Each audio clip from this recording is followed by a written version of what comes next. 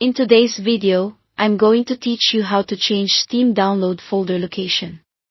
This is a simple adjustment that can save you from running out of space on your main drive and help you organize where new games are installed.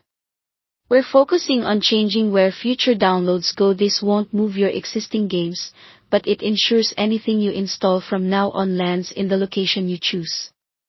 Start by launching Steam and logging in if it asks you to. Once the client is open, look to the very top left corner and click the Steam menu. From there, choose Settings. This opens the configuration window where you control most of Steam's behavior. In the Settings window, select the Storage tab. This is the Storage Manager, and it shows you all the Steam library folders Steam currently knows about. To add a new place for downloads, click the plus icon or the Add Drive button. A browser window will appear so you can pick the drive or folder where you want new games to be installed.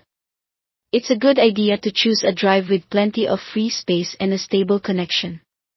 For example, if you're using an external drive, keep in mind it needs to be connected whenever you download or play games stored there. You can select an existing folder, and Steam will set it up as a library location.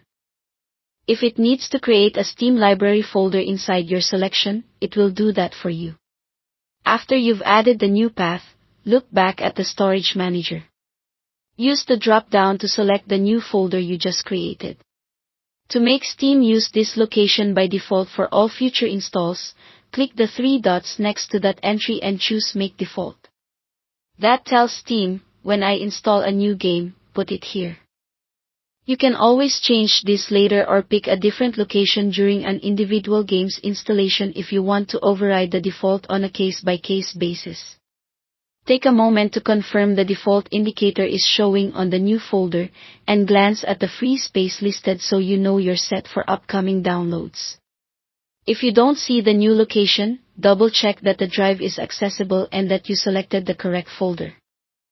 Sometimes a quick restart of Steam helps the list refresh. That's it. Thanks for watching.